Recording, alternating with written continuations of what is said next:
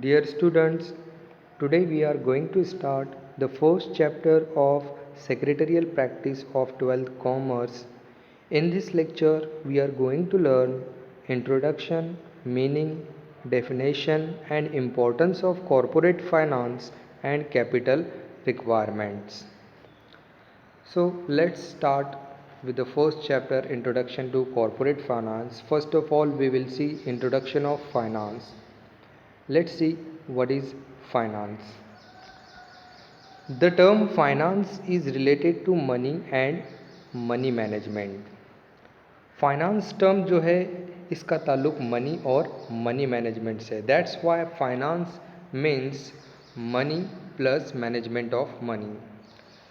Finance money और management of money से मिलकर बनता है. तो ये फाइनेंस का हम फॉर्मूला देख सकते हैं, money plus management of money. जैसे आपको पता है हर बिजनेस ऑर्गेनाइजेशन के लिए फाइनेंस काफ़ी इंपॉर्टेंट रोल प्ले करता है. Without finance no business can be started, no business can become successful. Therefore finance is said to be the life blood of any business organisation. Finance यानी जो fund होता है, जो पैसा होता है बिजनेस के लिए स्टार्ट करने के लिए, बिजनेस को चलाने के लिए, वो बहुत ज़रूरी होता है. फाइनेंस को बिजनेस ऑर्गेनाइजेशन का लाइफ ब्लड कहा जाता है. फाइनेंस के बगैर कोई भी बिजनेस स्टार्ट नहीं किया जा सकता और ना ही उसको चलाया जा सकता है. It is related to inflow and outflow of money. Success of business organization depends upon the efficiency of the business to generate the fund and use it properly. Finance का ताल्लुक इनफ्लो और आउटफ्लो ऑफ मनी से होता है. Inflow यानी business में जो पैसा आ रहा है, यानी जो अर्निंग हो रही है, जो हमारी इनकम हो रही है, उसको इनफ्लो कहा जाता है. तो जो भी बिजनेस में पैसा आ रहा है, अर्निंग से आ रहा है या फिर कैपिटल रेस करके आ रहा है, वो सारा इनफ्लो ऑफ मनी हो गया. और आउटफ्लो ऑफ मनी यानी बिजनेस से जो पैसा जा रहा है वो आउटफ्लो है. जैसे कंपनी के एक्सपेंसेस हैं या फिर लॉस हो रहा है, तो ये पैसा जा रहा है. तो फाइनेंस का ताल्लुक जो होता है इनफ्लो और आउटफ्लो ऑफ मनी से होता है. किसी भी बिजनेस ऑर्गेनाइजेशन का जो सक्सेस होता है वो बिजनेस की एफिशिएंसी पर डिपेंड करता है कि बिजनेस कितना फंड जनरेट कर सकता है और उस फंड को जनरेट करने के बाद उसे कैसे प्रॉपरली यूज़ कर सकता है. तो फाइनेंस का मतलब सिर्फ पैसा नहीं, पैसा कलेक्ट करना और उसका मैनेजमेंट करना, यानी उसका प्रॉपर यूज़ करना होता है. तो ये हो गया फाइनेंस. अब इसके बाद हम देखते हैं डेफिनेशन ऑफ फाइनेंस. फाइनेंस की क्या डेफिनेशन है. According to Henry Ford, rightly said, money is an arm और leg, use it or lose it. Henry Ford के मुताबिक मनी जो है हमारे बाजू और हमारे पैर होते हैं. आप चाहे इसको इस्तेमाल करो या फिर इसको लूज़ करो, यानी इसको खो दो. तो फाइनेंस का इतना इम्पोर्टेंट है. हेनरी फोर्ड की इस डेफिनेशन से हमको पता चलता है कि फाइनेंस कितना इम्पोर्टेंट है. फाइनेंस हमारे बाजू और हमारे पैर की तरह होता है और हमें डिसाइड करना है कि फाइनेंस को किस तरह से यूज़ करना है. प्रॉपरली यूज़ करेंगे तो हमको बेनिफिट होगा, प्रॉफिट होगा, और हम प्रॉपरली इसको यूज़ नहीं करते हैं तो हमें जो एडवांटेज होने वाला है, जो बेनिफिट मिलने वाला है, हम उसको लूज़ करेंगे. तो हम को ये डिसाइड करना है कि फाइनेंस का प्रॉपर यूटिलाइजेशन होना चाहिए. That's why this statement clearly brings out the significance of finance for the success of business. इस डेफिनेशन से हमको पता चलता है कि फाइनेंस का कितना इम्पोर्टेंट है बिजनेस के सक्सेस के लिए. तो ये होगा फाइनेंस और उसका definition. Now we have to see the meaning of corporate finance. Corporate finance किसे कहते हैं हमको सीखना है. कॉरपोरेट फाइनेंस सीखने से पहले सबसे पहले मैं आपको बताता हूँ कॉरपोरेट किसे कहा जाता है या फिर कॉरपोरेशन किसे कहते हैं. कॉरपोरेशन यानी वो सारी कंपनीज होती हैं जो कंपनीज एक्ट के अंडर रजिस्टर्ड होती हैं. तो ऐसे रजिस्टर्ड कंपनी को इनकॉर्पोरेटेड कहा जाता है. तो इनकॉर्पोरेशन से कॉरपोरेशन बना है. कॉरपोरेशन यानी वो सारी रजिस्टर्ड कंपनीज होती हैं. Now we have to see what is corporate finance. Corporate finance deals with raising and using of finance by a corporation. It deals with financing the activities of the corporation, capital structuring and making investment decision.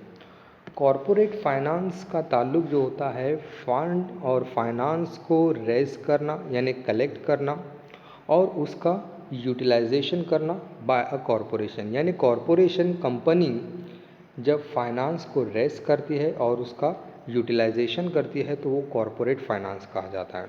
तो corporation के ज़रिए यानी company के ज़रिए finance को raise करना और उसका यूटिलाइजेशन करना कॉरपोरेट फाइनेंस कहलाता है। अब कॉरपोरेट फाइनेंस का ताल्लुक जो होता है वो किस से होता है? बिजनेस ऑर्गेनाइजेशन को यानी कॉरपोरेशन को फाइनेंस की ज़रूरत होती है उनकी एक्टिविटीज़ को परफॉर्म करने के लिए। तो कॉरपोरेट फाइनेंस जो है बिजनेस एक्टिविटीज़ को परफॉर्म करने के लिए फाइनेंस प्रोवाइड करता है, कैपिटल स्ट्रक्चर बनाता है, किस तरह से हमारा कैपिटल स्ट्रक्चर होना चाहिए, short term capital, long term capital, equity capital, डेब्ट कैपिटल, ये कितना होना चाहिए कैपिटल स्ट्रक्चर हमको बताता है। और उसी के साथ साथ इन्वेस्टमेंट डिसीजन, ये भी एक इम्पॉर्टेंट एस्पेक्ट है कॉरपोरेट फाइनेंस का। एक मर्तबा हमारे पास फाइनेंस आता है, फाइनेंस आने के बाद उसका यूटिलाइजेशन यानी उसका इन्वेस्टमेंट कहाँ करना है ये काफ़ी इम्पॉर्टेंट होता है। तो कॉरपोरेट फाइनेंस में जो है इन्वेस्टमेंट डिसीजन जो है इम्पॉर्टेंट एस्पेक्ट होता है। Let's see the definition of corporate finance. According to Henry Hoagland expresses the view that corporate finance deals primarily with acquisition and use of capital by business corporation.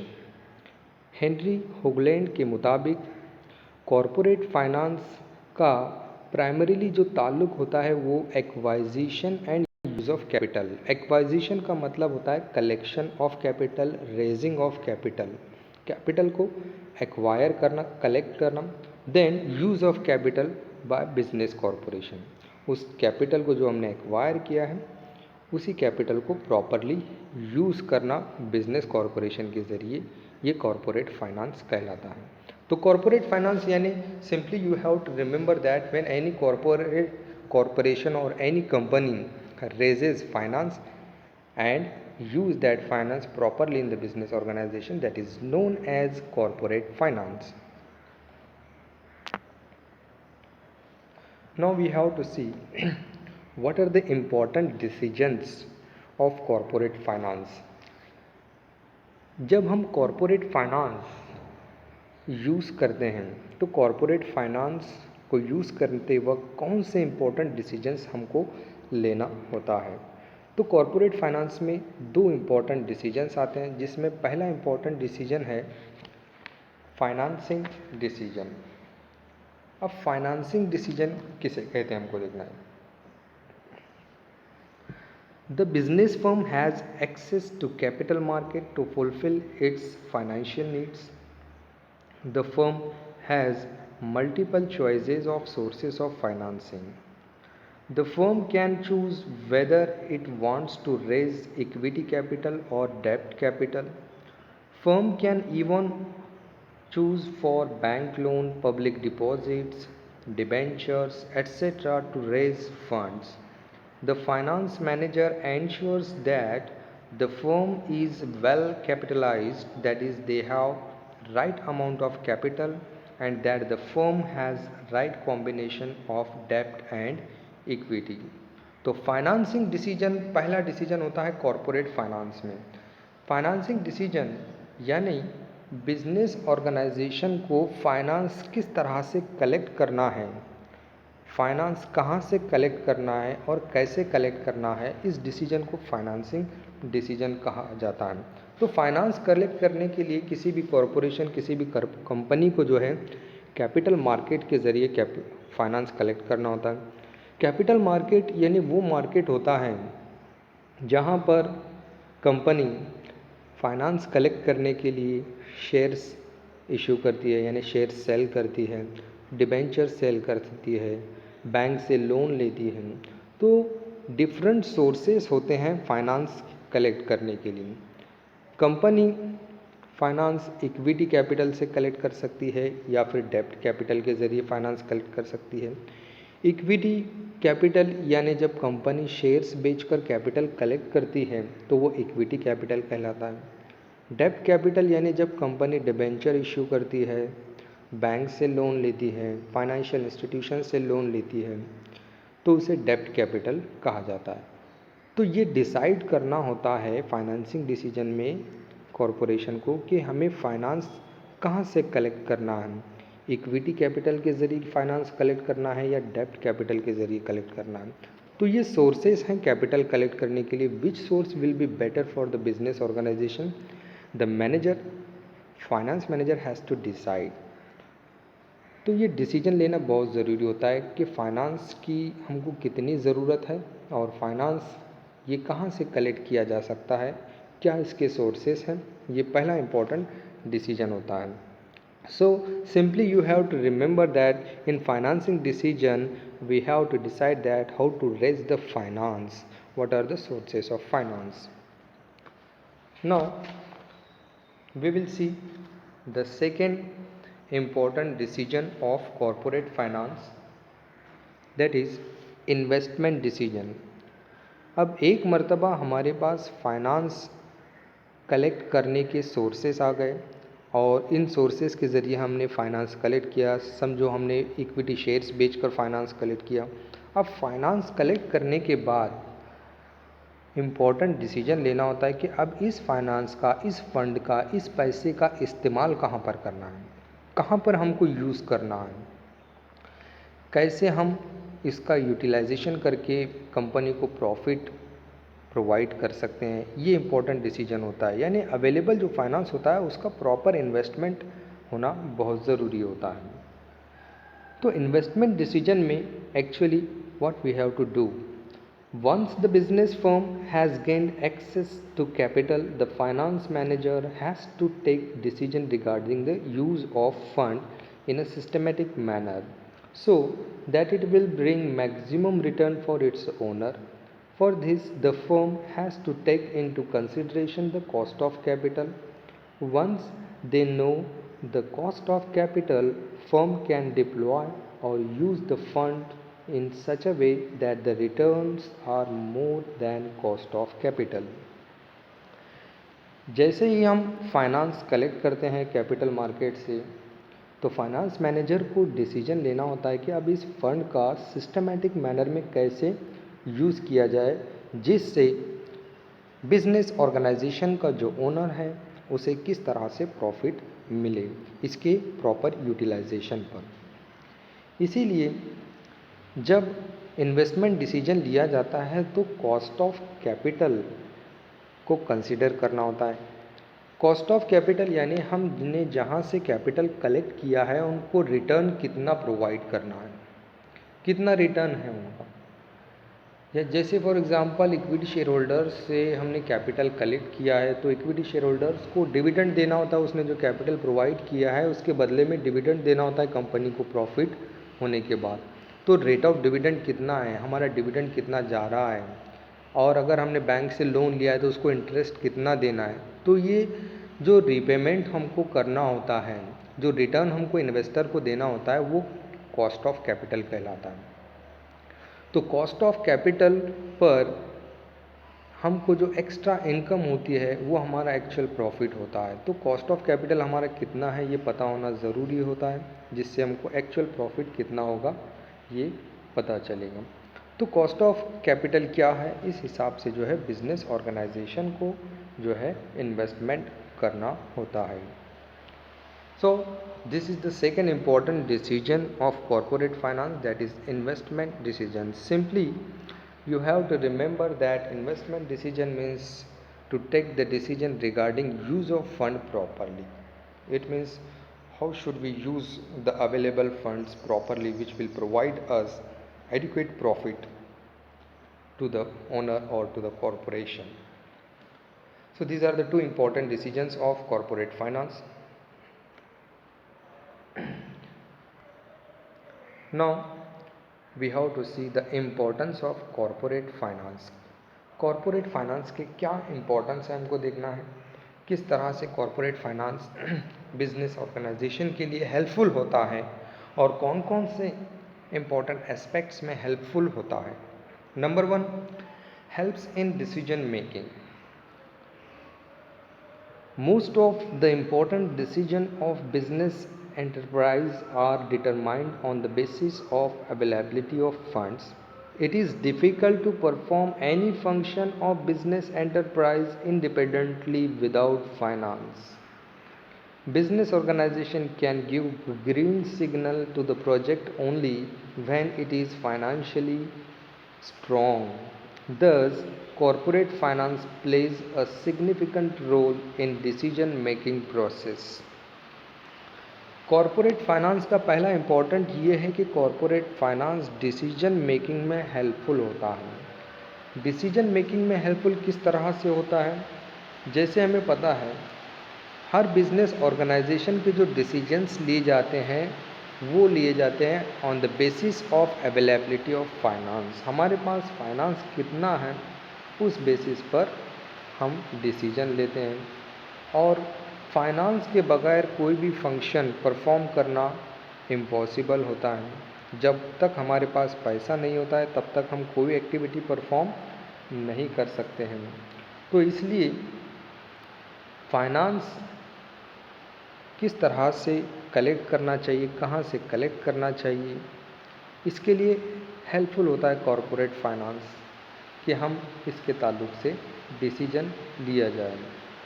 तो जब decision लिया जाता है तो business organisation अपने business की activities को green signal देता है जब हमको पता चलता है कि हमारा प्रोजेक्ट जो है फाइनेंशियली स्ट्रॉन्ग है, तब हम उसको ग्रीन सिग्नल देते हैं। तो इस तरह से कॉरपोरेट फाइनेंस जो है इम्पॉर्टेंट रोल प्ले करता है डिसीजन मेकिंग प्रोसेस में। यानी हमारे पास फाइनेंस अवेलेबल है तभी हम जो है बिजनेस के डिसीजंस ले सकते हैं। सेकेंड इम्पॉर्टेंट है helps in raising capital for a project. Whenever a business firm wants to start a new venture, it needs to raise capital. Business firm can raise funds by issuing shares, debentures, bonds, or even by taking loans from the banks. अब दूसरा important हम देख रहे हैं कि capital raising में helpful होता है। जब हमारा कोई प्रोजेक्ट है उस प्रोजेक्ट के लिए कैपिटल कलेक्ट करना, रेस करना, यानी कैपिटल कलेक्ट करने में कॉरपोरेट फाइनेंस हेल्प करता है। जैसे हमको पता है जब कभी हम कोई नया बिजनेस, नया वेंचर स्टार्ट कर रहे हैं तो हमें कैपिटल की ज़रूरत होती है। तो बिज़नेस फर्म जो है कैपिटल कलेक्ट कर सकता है शेयर्स इशू करके या डिबेंचर इशू करके, बॉन्ड्स इशू करके, या फिर बैंक से लोन लेकर। ठीक है, तो ये डिफरेंट सोर्सेस हैं कैपिटल कलेक्ट करने के लिए। तो ये सेकंड इम्पॉर्टेंट है कॉरपोरेट फाइनेंस का, जिससे हमको डिफरेंट सोर्सेस मिलते हैं कैपिटल कलेक्ट करने के, इक्विटी शेयर्स के ज़रिए, डिबेंचर्स के ज़रिए, या फिर बैंक से या फाइनेंशियल इंस्टीट्यूशन से हम लोन लेकर कैपिटल कलेक्ट कर सकते हैं। नेक्स्ट इम्पॉर्टेंट है helps in research and development. Research and development must be undertaken for the growth and expansion of business. Detailed technical work is essential for the execution of project. Research and development is a lengthy process and therefore funds have to be made available throughout the research work. This would require continuous financial support. Many a times company has to upgrade its old product or develop new product to attract the customers. For this, company has to conduct survey, market analysis, etc., which again requires financial support. तो तीसरा importance जो है corporate finance का वो है research and development में हमको help मिलती है कॉरपोरेट फाइनेंस के ज़रिए। जैसे आपको पता है अगर हमें हमारे बिजनेस को ग्रो करना है, डेवलप करना है, तो हमें रिसर्च एंड डेवलपमेंट के प्रोग्राम कंडक्ट करना होता है बिज़नेस को एक्सपांड करने के लिए, बिज़नेस को डेवलप करने के लिए। तो ये टेक्निकल वर्क होता है और इस टेक्निकल वर्क में रिसर्च एंड डेवलपमेंट का जो ये प्रोग्राम है एक लेंदी प्रोसेस होता है जिसमें रिसर्च वर्क लगता है और इसके लिए काफ़ी फंड की ज़रूरत होती है। और जैसे आपको पता है कंपनी अपना जो ओल्ड प्रोडक्ट है उसको अपग्रेड करना चाहती है या फिर न्यू प्रोडक्ट को लॉन्च करना चाहती है कस्टमर को अट्रैक्ट करने के लिए, तो इन सारी चीज़ों के लिए कंपनी को रिसर्च और डेवलपमेंट प्रोग्राम कंडक्ट करना होता है जिसमें मार्केट रिसर्च होता है, मार्केट एनालिसिस होता है, कस्टमर का रिसर्च किया जाता है, कौन से टाइप के कस्टमर्स हैं, क्या डिमांड है, कौन कौन से कंपनीज़ है, कंपटीशन कितना है, ये सारी चीज़ें रिसर्च एंड डेवलपमेंट में आती हैं। और इन सारी चीज़ों को परफॉर्म करने के लिए हमको काफ़ी फाइनेंस की ज़रूरत होती है। तो कॉरपोरेट फाइनेंस की मदद से हम जो है research and development program conduct कर सकते हैं जिससे हम हमारे प्रोडक्ट को डेवलप कर सकते हैं, बिज़नेस को ग्रो कर सकते हैं, बिज़नेस को डेवलप कर सकते हैं। नेक्स्ट इम्पॉर्टेंट है helps in smooth running of business firm. A smooth flow of corporate finance is needed so that salary of employees are paid on time, loans are cleared on time, raw material is purchased whenever required, sales promotion of existing product is carried out smoothly, and new products can be launched effectively. अब corporate finance का चौथी ज़रूरत ये है कि corporate finance जो है business firm को स्मूथ फंक्शनिंग और स्मूथ रनिंग में मदद करता है। अब देखना है किस तरह से हमको स्मूथ फंक्शनिंग और स्मूथ रनिंग में कॉरपोरेट फाइनेंस से मदद मिलती है। जैसे आपको पता है अगर हमको हमारा बिज़नेस स्मूथली चलाना है without interruption, without any problem, तो हमारे पास फाइनेंस अगर है तो हम हमारे एम्प्लॉयज़ की सैलरी टाइम पर कर सकते हैं, हमने जिससे लोन लिया है उनका रीपेमेंट टाइम पर कर सकते हैं, प्रोडक्शन के लिए हमको रॉ मटेरियल की ज़रूरत होती है तो रॉ मटेरियल हम इजीली परचेस कर सकते हैं अगर हमारे पास फाइनेंस अवेलेबल है। तो इसी तरह से अगर हमको सेल्स प्रमोशन करना है या फिर हमको नए टेक्नोलॉजी का यूज़ करना है तो हमको फाइनेंस की ज़रूरत होती है। तो इस तरह से फाइनेंस यानी कॉरपोरेट फाइनेंस बिजनेस को स्मूथली चलाने में हेल्पफुल होता है। Next important brings coordination between various activities. Corporate finance plays significant role in control and coordination of all activities in an organization. For example, production will suffer if finance department does not provide adequate finance for the purchase of raw material and meeting other day-to-day financial requirements for smooth running of production unit. Due to this, sales will also suffer and consequently the income of concern as well as rate of profit will be affected. Thus, efficiency of every department depends upon the effective financial management. Corporate finance जो है coordination का काम करता है, coordination लाता है between various activities. Business organization की बहुत सारी एक्टिविटीज़ होती है तो इन एक्टिविटीज़ में कोऑर्डिनेशन होना बहुत ज़रूरी होता है। तो कॉरपोरेट फाइनेंस की मदद से सारे बिजनेस एक्टिविटीज़ में कोऑर्डिनेशन लाया जा सकता है। जैसे फॉर एग्ज़ाम्पल अगर प्रोडक्शन डिपार्टमेंट है वहाँ पर एडिक्वेट फाइनेंस अवेलेबल नहीं है प्रोडक्शन पर्पस के लिए, रॉ मटेरियल परचेस करने के लिए, तो प्रोडक्शन डिपार्टमेंट को सफ़र करना पड़ेगा। प्रोडक्शन डिपार्टमेंट में जो है फाइनेंशियल जो है शॉर्टेज होगा, तो इस तरह से production department will suffer because of shortage of finance. जब प्रोडक्शन डिपार्टमेंट सफ़र होता है तो इसका असर जो है सेल्स डिपार्टमेंट पर होता है। सेल्स डिपार्टमेंट भी सफ़र होता है। कैसे? जब प्रोडक्शन ही नहीं होगा तो हम हमारे सेल को इंक्रीज़ नहीं कर सकते हैं। अब इसके बाद इसका असर क्या होता है आगे? अगर सेल्स डिपार्टमेंट सफ़र हो रहा है तो इसका इफ़ेक्ट जो है कंपनी के प्रॉफिट और इनकम पर भी होता है। जब सेल ही इंक्रीज़ नहीं होगा तो हमको प्रॉफिट भी ज़्यादा नहीं मिलेगा। तो इस तरह से कॉरपोरेट फाइनेंस जो है प्रॉपर फाइनेंस प्रोवाइड करता है इन सारे डिपार्टमेंट में, जिसकी वजह से इन सारे डिपार्टमेंट में इनकी एक्टिविटीज़ में कोऑर्डिनेशन बना रहता है। नेक्स्ट हमको देखना है promotes expansion and diversification. Modern machines and modern techniques are required for expansion and diversification. Corporate finance provides money to purchase modern machines and technologies. Therefore, finance becomes mandatory for expansion and diversification of business. Corporate finance की वजह से firm का expansion और diversification possible होता है। जैसे हमको पता है बिज़नेस के एक्सपांशन और डाइवर्सिफिकेशन के लिए हमको मॉडर्न मशीनरी की ज़रूरत होती है, मॉडर्न टेक्नोलॉजी की ज़रूरत होती है।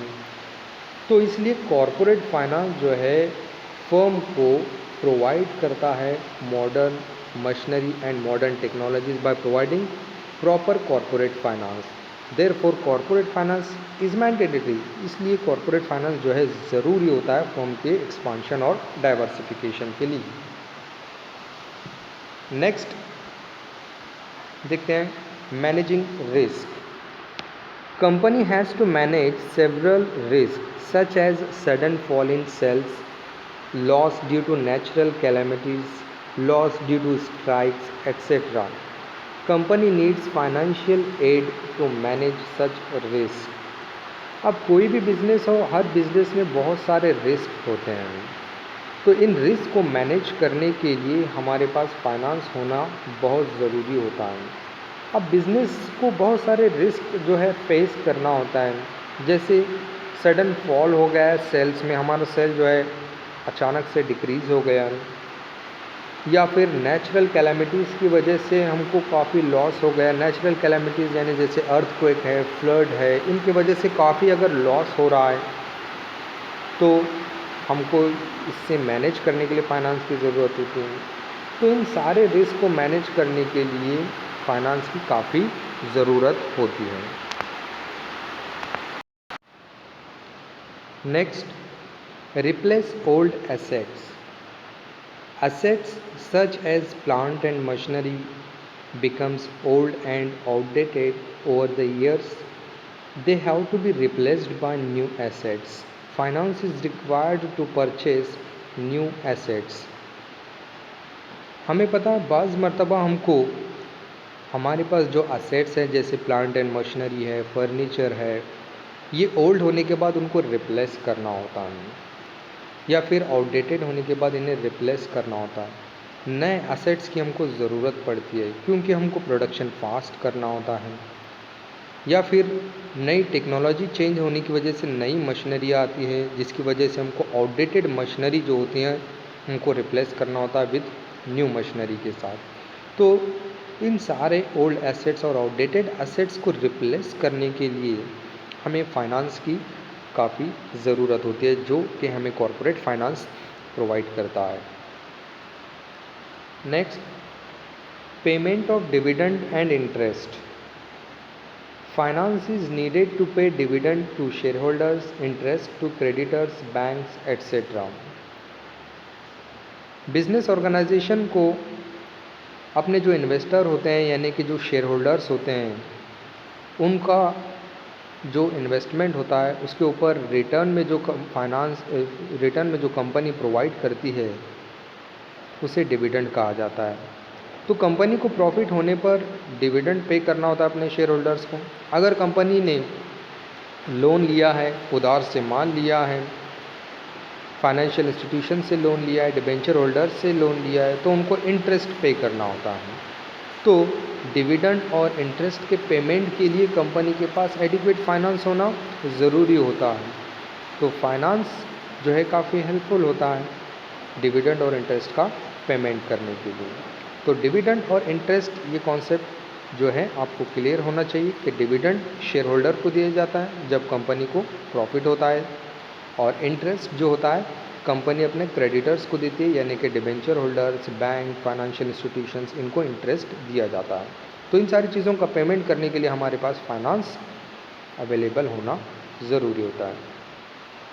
लास्ट इम्पॉर्टेंट हम देखते हैं कॉरपोरेट फाइनेंस का, payment of taxes oblique fees. Company has to pay taxes to government such as income tax, goods and service tax, and fees to registrar of companies on various occasions. Finance is needed for paying these taxes and fees. जैसे आपको पता है government के different taxes होते हैं जो सारे business organisation के लिए कंपलसरी होते हैं। तो जो भी बिज़नेस ऑर्गेनाइजेशन होता है उन्हें डिफरेंट टाइप्स के टैक्सेस पे करना होता है। जैसे इनकम टैक्स होता है, गुड्स एंड सर्विस टैक्स होता है जिसको शॉर्ट में हम जीएसटी कहते हैं। उसके बाद रजिस्ट्रार ऑफ कंपनीज़ की फ़ीस होती है, डिफरेंट फ़ीस भी पे करना होता है। अगर कंपनी अपना रजिस्ट्रेशन कर रही है तो रजिस्ट्रेशन के वक्त कंपनी को बहुत सारे इम्पोर्टेंट डॉक्यूमेंट्स कंपनी के रजिस्ट्रार के पास सबमिट करना होता है अलॉन्ग विद नेसेसरी फ़ीस। जो भी फ़ीस होती है उस फीस के साथ जो है ये डॉक्यूमेंट सबमिट करना होता है। तो फाइनेंस की ज़रूरत होती है बिज़नेस ऑर्गेनाइजेशन को ये सारे टैक्सेस का पेमेंट करने के लिए और इन सारे फ़ीस का पेमेंट करने के लिए। तो इस तरह से जो है कॉरपोरेट फाइनेंस की मदद से हम गवर्नमेंट के टैक्सेस को पे कर सकते हैं, जो भी रजिस्ट्रार की फ़ीस होती है उसका भी हम पेमेंट कर सकते हैं। तो ये थे इम्पोर्टेंस ऑफ कॉरपोरेट फाइनेंस। इसके बाद नेक्स्ट टॉपिक हमको देखना है इसमें कैपिटल रिक्वायरमेंट। अब कॉरपोरेट फाइनेंस क्या होता है हमने देखा। फाइनेंस हमने देखा कि इन शॉर्ट में मनी और मैनेजमेंट ऑफ मनी। फाइनेंस का हमने फॉर्मूले देखा, finance is equal to money and management of money. और फाइनेंस जो होता है लाइफ ब्लड होता है। उसके बाद कॉरपोरेट फाइनेंस हमने देखा कि कॉरपोरेट फाइनेंस का मीनिंग होता है raising of finance and use of finance by a corporation. Finance को रेस करना और उस फाइनेंस का यूज़ करना कॉरपोरेशन के ज़रिए कॉरपोरेट फाइनेंस कहलाता है। और कॉरपोरेट फाइनेंस के क्या इंपॉर्टेंस हैं, क्या बेनिफिट्स हैं, ये सारी चीज़ें हम देखें। अब हमको देखना है कैपिटल रिक्वायरमेंट। कैपिटल रिक्वायरमेंट यानी फाइनेंस की रिक्वायरमेंट, पैसे की रिक्वायरमेंट। कैपिटल रिक्वायरमेंट कितना होता है, कैसे होता है, क्या होता है, ये हमको सीखना है कैपिटल रिक्वायरमेंट और इसकी कब ज़रूरत पड़ती है हमें। तो कैपिटल रिक्वायरमेंट क्या है बिज़नेस ऑर्गेनाइजेशन के लिए, इसको डिसाइड करना इम्पॉर्टेंट होता है। यानी कैपिटल रिक्वायरमेंट यानी हमको कितने पैसे की ज़रूरत होने वाली है बिज़नेस को स्टार्ट करने के लिए और बिज़नेस को चलाने के लिए। Let's see how we have to decide the capital requirement. When a business entrepreneur gets an idea of setting up a business, the first and foremost step is to take decision on the amount of capital requirement to start and run the business. Thus, while deciding about the volume of capital requirement, an entrepreneur has to take into consideration fixed capital requirement and working capital requirement. We shall now discuss this capital requirement in detail. जैसे हमको पता है जब business entrepreneur यानी कौन, जो business को start करता है, बिज़नेस में पैसा लगाता है, बिज़नेस में जो रिस्क लेने के लिए रेडी रहता है, बिज़नेस में जो जो रिक्वायरमेंट होते हैं, जो जो मटेरियल की ज़रूरत होती है उसे प्रोवाइड करने वाला जो पर्सन होता है वो एंटरप्रेन्योर होता है। So entrepreneur is a person who start the business, who takes the risk, who makes the investment, who purchase raw material and who converts the raw material into finished goods. Such type of person is known as entrepreneur. तो entrepreneur को जब जैसे ही idea आती है किसी भी business को set करने के लिए, तो उसके पास जब आइडिया आती है कि मुझे ये बिज़नेस सेट करना है, इस बिज़नेस को स्टार्ट करना है, तो आइडिया आने के बाद सबसे पहला स्टेप जो होता है एंटरप्रेन्योर का वो होता है decision on the amount of capital requirement to start and run the business. तो पहला स्टेप क्या है, उसको डिसीजन लेना होता है कि बिज़नेस को स्टार्ट करने के लिए और बिज़नेस को चलाने के लिए उसे कितने कैपिटल की ज़रूरत होगी। तो ये काफ़ी ज़रूरी होता है। हमें पता होना चाहिए कि हम जो प्रोजेक्ट लॉन्च कर रहे हैं उस प्रोजेक्ट के लिए कितना पैसा हमको लगेगा उसको स्टार्ट करने के लिए, फिर उस प्रोजेक्ट को इम्प्लीमेंट करने के लिए, उसको चलाने के लिए, उस पर काम करने के लिए कितना पैसा लगेगा। तो दोनों चीज़ें होती हैं, बिज़नेस को स्टार्ट करने के लिए और उसको रन करने के लिए हमको कैपिटल कितना ज़रूरी होता है। तो ये कैपिटल रिक्वायरमेंट हमें पता होना चाहिए। तो इस तरह से जब कैपिटल रिक्वायरमेंट डिसाइड करना होता है तो एंटरप्रेन्योर को दो टाइप के कैपिटल होते हैं, उन दोनों टाइप के कैपिटल को कंसीडर करना होता है। किसी भी बिज़नेस को स्टार्ट करने के लिए और बिज़नेस को चलाने के लिए दो टाइप के कैपिटल की ज़रूरत होती है, जिसमें पहला है फिक्स्ड कैपिटल रिक्वायरमेंट, यानी फिक्स्ड कैपिटल कितना ज़रूरी होगा, ये कैपिटल लगता है बिज़नेस को स्टार्ट करने के लिए। और दूसरा है वर्किंग कैपिटल रिक्वायरमेंट, और ये कैपिटल होता है बिज़नेस को चलाने के लिए। तो बिज़नेस को स्टार्ट करने के लिए जो कैपिटल की ज़रूरत होती है उसे फिक्स्ड कैपिटल कहा जाता है, जिसमें हम फिक्स्ड एसेट में इन्वेस्टमेंट करते हैं, मशीनरी परचेस करते हैं, लैंड परचेस करते हैं, ये होता है फिक्स्ड कैपिटल रिक्वायरमेंट। और दूसरा होता है वर्किंग कैपिटल रिक्वायरमेंट, यानी उस बिज़नेस को चलाने के लिए, डे टू डे एक्सपेंसेस को मीट करने के लिए जो कैपिटल की ज़रूरत होती है उसको वर्किंग कैपिटल कहा जाता है। तो इन दोनों कैपिटल की ज़रूरत क्या है हमको, ये इन डिटेल सीखना है।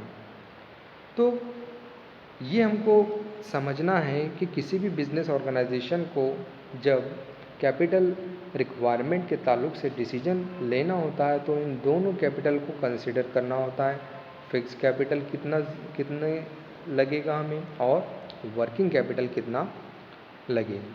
तो ये दोनों कैपिटल रिक्वायरमेंट का होना काफ़ी ज़रूरी होता है।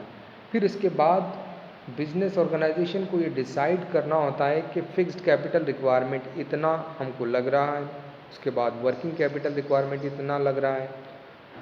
तो ये रिक्वायरमेंट फुलफ़िल होने के बाद एंटरप्रेन्योर को अगला डिसीजन जो लेना होता है कि इस कैपिटल को कलेक्ट कैसे किया जाए, कहाँ से जमा किया जाए, कहाँ से रेज़ किया जाए। इतना फिक्स्ड कैपिटल लग रहा है, जैसे समझो फॉर एग्जांपल 50 लैक्स हमको कैपिटल की ज़रूरत है, फिक्स्ड कैपिटल की, मशीनरी लैंड बिल्डिंग परचेस करने के लिए। तो ये कैपिटल कहाँ से आएगा, इसका डिसीजन लेना होता है। वर्किंग कैपिटल यानी बिजनेस को चलाने के लिए इतने एम्प्लॉयज़ की ज़रूरत है, इतनी सैलरी जाएगी, इतना एडवर्टाइजमेंट एक्सपेंसेस जाएगा, इतना स्टेशनरी जाएगा। ये सारे एक्सपेंसेस को मीट करने के लिए जो वर्किंग कैपिटल की ज़रूरत है, इसका इंतज़ाम, इसका मैनेजमेंट कहाँ से होगा, ये सारे डिसीजंस जो है एंटरप्रेन्योर को लेने होते हैं। तो नेक्स्ट लेक्चर में हम डिस्कस करेंगे इन दोनों कैपिटल के बारे में। फिक्स्ड कैपिटल क्या होता है इन डिटेल हम सीखेंगे, फिक्स्ड कैपिटल किसे कहते हैं, उसके बाद फिक्स्ड कैपिटल कितना होना चाहिए, इसके फैक्टर्स हमें बताएंगे कि कौन कौन से फैक्टर्स जो हैं डिसाइड करेंगे कि कंपनी के लिए कौन सा कितना फिक्स्ड कैपिटल ज़रूरी है। उसी तरह से हम उसके बाद हमको देखना है वर्किंग कैपिटल किसे कहते हैं, उसके कौन से फैक्टर हैं जो डिसाइड करते हैं कि वर्किंग कैपिटल रिक्वायरमेंट कितना होना चाहिए। So dear student, in next lecture we will continue. Thanks for watching.